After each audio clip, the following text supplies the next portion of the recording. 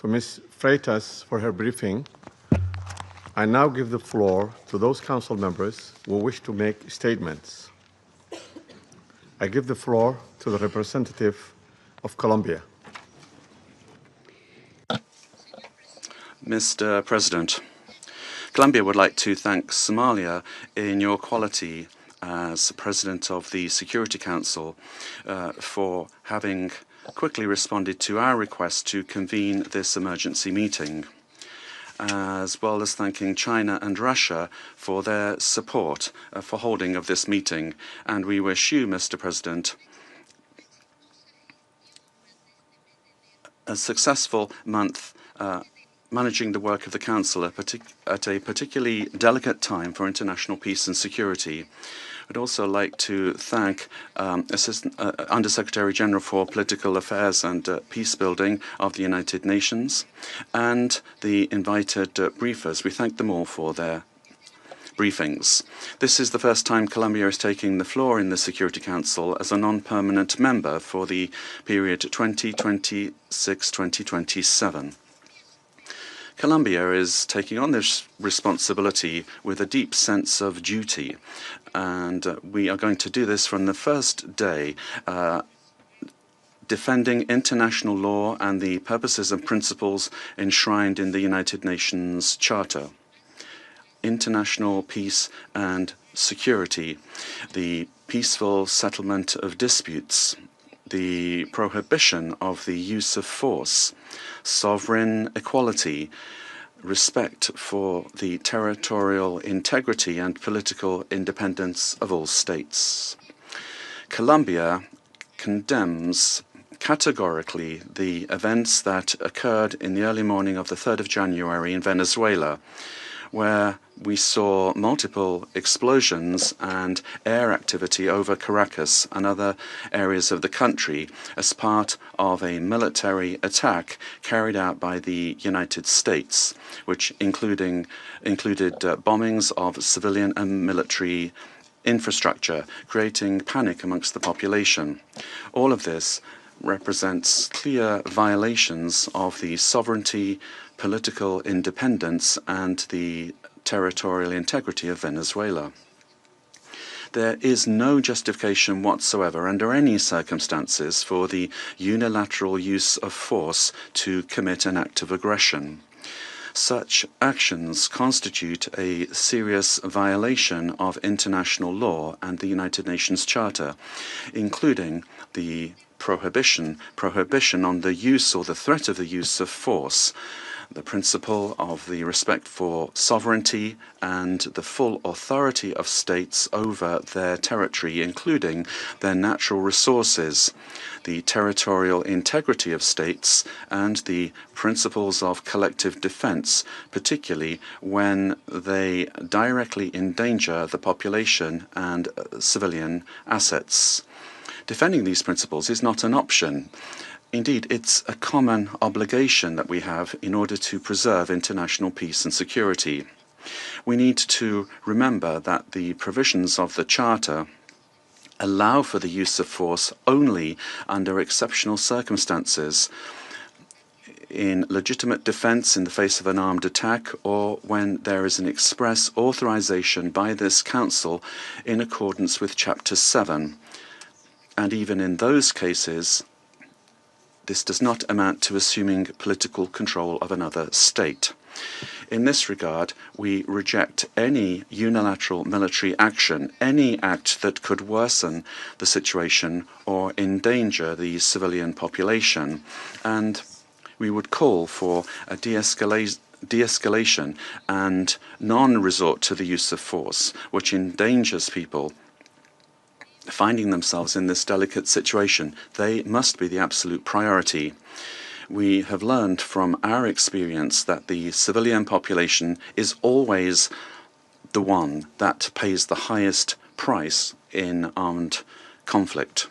Mr. President, Latin America and the Caribbean have proclaimed themselves to be a zone of peace, and this collective commitment and will of our region must be respected.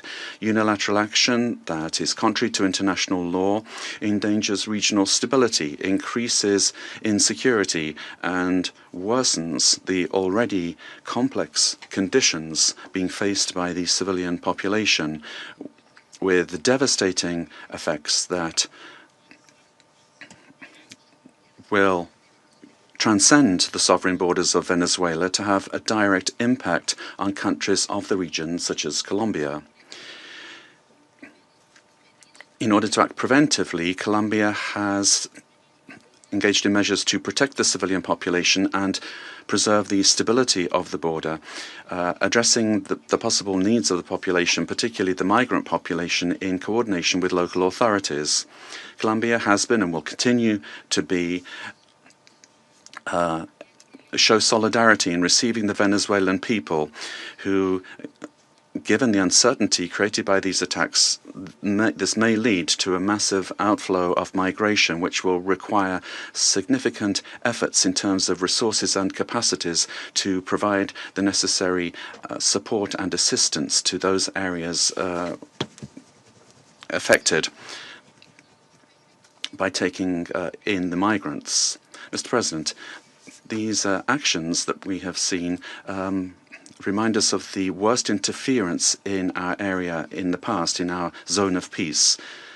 And it calls to mind the commitment that we have as states to resolve our differences peacefully through dialogue and negotiation or other forms of peaceful settlement, in full accordance with international law and with its instruments to which we have subscribed at the hemispheric and regional levels, such as the Charter of the Organization of American States.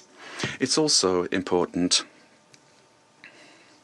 to understand the dimension of this situation for international peace and security beyond our region, particularly when a permanent member of the Security Council takes the decision to use force and assume control unilaterally of another sovereign state, with the aim, amongst other things, of taking its natural and strategic resources. This is very worrisome for the international community, the international order that was established after the Second World War, and flagrantly violates international law and is in clear contradiction with the United Nations Charter and the very goal for which this council was created.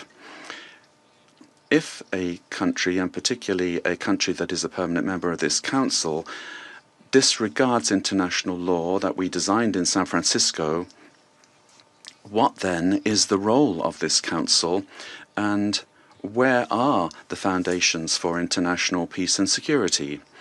We are accepting that the law and the interests of the strongest prevail over multilateralism and over agreements that we have forged with dialogue and diplomacy in this very chamber.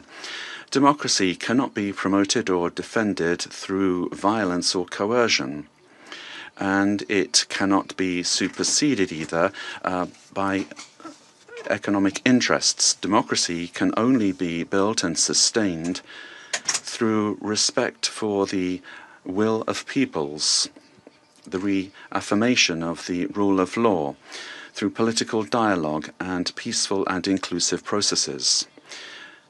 Venezuela deserves to live in peace, in democracy, prosperity, and dignity, with a government that is defined in sovereignty by no one else than the Venezuelan people and their institutions. This is why Colombia has reiterated its call to open up paths for democracy in Venezuela through specific popular decisions being taken. The importance of preserving peace, respect for international law, and the protection of life and human rights must prevail over anything else. Colombia reaffirms its conviction that working tirelessly under these principles in our new role as a non-permanent member of the Security Council, is what we plan to do, and we make ourselves available, our good offices available for a diplomatic way out of the current crisis in this brotherly country. We will meet our responsibility, primary responsibility, to maintain international peace and security. And given the seriousness of the events, we will continue to pay attention to this issue.